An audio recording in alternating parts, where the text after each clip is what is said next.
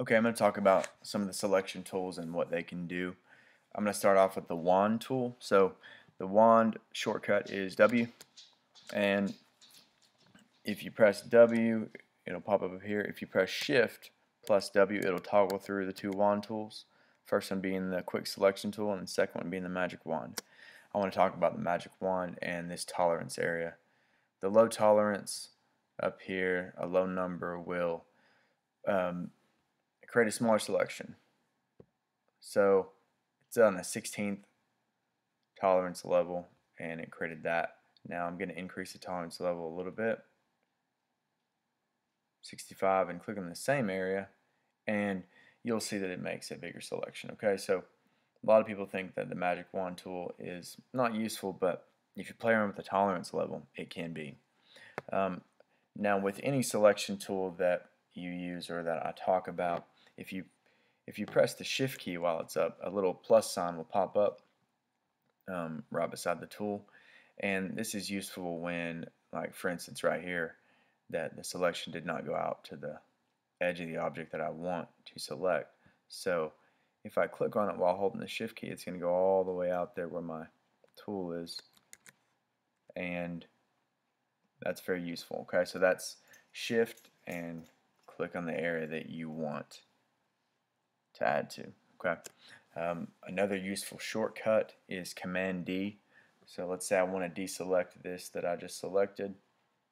I'm going to press Command and then D, and it will simply deselect, and I can continue to work. So let me go back to the wand, and this time I'm going to use the Quick Select tool to select my shoe here. And let's see. Up here with the quick selection tool, there's a take away selection, subtract from selection right there, and there's add to selection, and there's new selection. In this instance, since the selection went all the way out there, I'm going to click on the subtract from selection because I don't want that gray area. I am just trying to get the shoe, and there we go. And again, over here, it didn't go all the way to the edge, so I'm going to hold shift. You'll see a plus sign, and it goes all the way out once I click. Okay, so from here, what I want to show you is inverse. So let's say I want to just change the background on this really, really quickly. What can I do? So I go up here to select, and I'm going to click inverse. The shortcut for that is Shift Command I. Okay, so it's either select an inverse or Shift Command I. And what it's actually going to do is the area that I had selected, it's going to inverse that selection, and now it has the background selected from what I originally had selected, which was this shoe. So I can do some things here. I can fill this layer with a solid color maybe. Pretty quickly. And a lot of other things I'll show you later on. So let me undo that with Command Z, and I'm going to press Command D to deselect. Okay, so the next tool is the marquee tool. You just press M for the shortcut, and it'll go up here. There's one really neat thing I want to show you.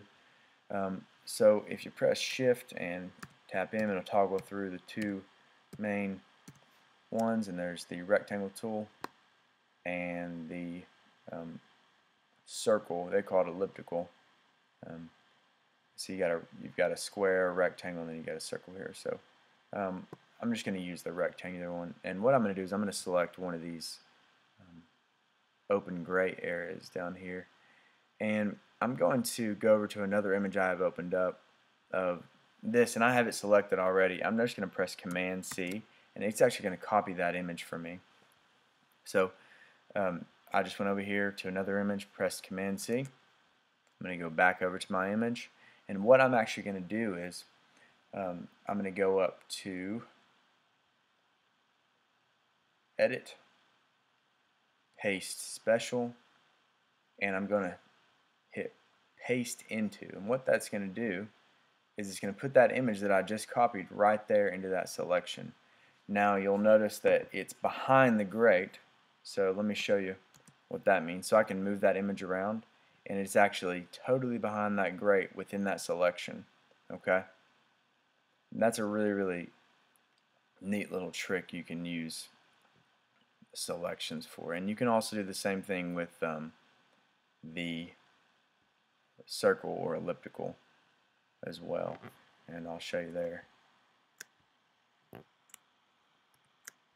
So make a little circle right here, and I've already got this image copied, so I'm going to go to Edit, Paste Special, and Paste Into, and it pastes that image right in there.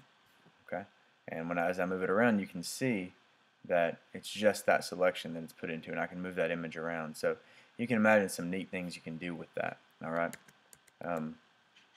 Next thing I want to talk about is the lasso tool.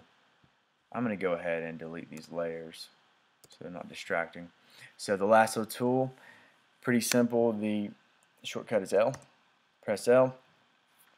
The tool I want to talk about, though, is the rectangular magnet tool. So if you press Shift and tap L, you'll go to the polygon tool there.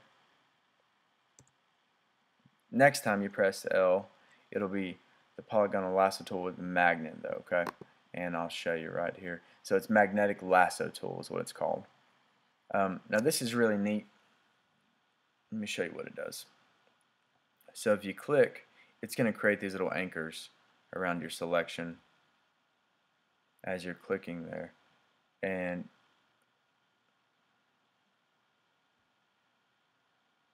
makes it really easy for you to trace and do things like that. And then when you get done with it, you just click into it. And so right here is one of those instances where it didn't come together, so I'm going to press Shift, and it's going to add one, okay, and make it come together. And there's another instance right there.